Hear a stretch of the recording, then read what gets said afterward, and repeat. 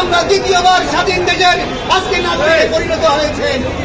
আর সেই যুদ্ধে যারা শহীদ হয়েছেন, সেই যুদ্ধে যারা নিহত হয়েছেন, আহত হয়েছেন, আমরা আজকের এই স্বাগত মিছিল থেকে যারা নিহত হয়েছেন তাদের পরিবারের প্রতি সমবেদনা জানাই। যারা নিহত হয়েছেন তাদের আত্মার মাত্রা কামনা করি। যারা আহত হয়েছেন তাদেরকে সর্বাত্মক সহযোগিতা করা হয়।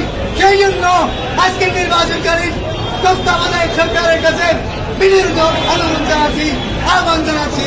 পরিশেষে আপনারা যারা আজকে এই মিছিল স্বাগত মিছিল সফল করেছেন সেই সবাইকে ধন্যবাদ জানাচ্ছি। পাশাপাশি পূর্বে যে বক্তব্য রেখেছিলাম আইন শৃঙ্খলা রক্ষার জন্য আমরা সবাইকে বিনীতভাবে অনুরোধ জানাচ্ছি যেন আমরা ছাত্রলীগ যা করেছে সেই দিকে ফিরে না যাই, যেন আমরা যুবলীগ যা করেছে সেই দিকে ফিরে না যাই, আওয়ামী লীগ যা করেছে সেই দিকে যেন ফিরে না যাই। আমাদের প্রিয় নেতা আলহাজ সালাউদ্দিন আমাদের আগমন উপলক্ষে স্বাগত মিছিলে অংশগ্রহণ করেছেন। আমি প্রথমে আপনাদের সবাইকে ধন্যবাদ জানাই এবং কৃতজ্ঞতা জানাই। সংগ্রামী বন্ধুগণ, আমরা দীর্ঘ 17 বছর ফ্যাসিস্ট হায়নার সরকারের নিপীড়ন নির্যাতনের শিকার হয়েছি।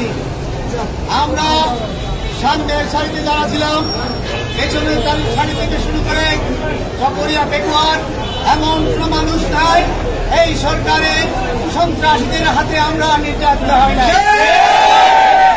আমরা দীর্ঘ এই 17 বছর এই সরকারের অগণতান্ত্রিক কার্যকলাপের বিরুদ্ধে সংগ্রাম করে আসছিলাম। এদেশে দীর্ঘ 17 বছর গণতন্ত্র প্রতিষ্ঠা ছিল না, গণতন্ত্র বিরাজমান ছিল না। বাংলাদেশের মানুষ এই 17 বছর শুধুমাত্র জনগণের অধিকার আদায়ের জন্য গণতান্ত্রিক পন্থায় সরকার নির্বাচন করার জন্য সংগ্রাম করে আসছিল। এই সংগ্রাম করতে গিয়ে বাংলাদেশে প্রায় 1 লক্ষ মিথ্যা মামলা হয়েছিল বিরোধী দলের নেতা কর্মীদের বিরুদ্ধে। হাজার হাজার নেতা কর্মীকে খুন করা হয়েছিল, হাজার হাজার নেতা কর্মীকে খুন করা হয়েছিল। তার ধারাবাহিকতায় আমাদের উল্লেখযোগ্য বাংলাদেশের কিছু নেতৃবৃন্দকে খুন করা হয়েছিল।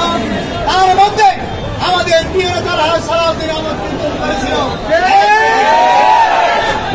2015 সালে 10 মার্চ গভীর রাতে উত্তরার বাসভবন থেকে তাকে গুম করেছিল হাসিনার পেটুয়া বাহিনী। সেই গুম করার পরে 65 দিন পর তাকে ভারতের শিলং রাজ্যে ফেলে দিয়ে এসেছিল সংগ্রামী বন্ধুগণ। আর সেই থেকে আজকে 9টি বছর আমার নেতা সেখানে একাকিত্ব জীবন যাপন করেছিল।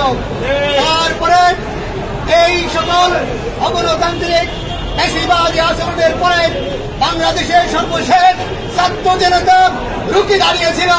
ছাত্র জনতার ঐকান্তিক প্রচেষ্টায় এবং ছাত্র জনতার একদফা দাবি আদায়ের লক্ষ্যে তখন সর্বশেষ চূড়ান্ত আন্দোলনের ফসলে সেই পেশিবাদী সরকার, অগণতান্ত্রিক সরকার, পুলিশ সরকারের প্রধানমন্ত্রী দেশ থেকে পালিয়ে যেতে বাধ্য হয়েছে।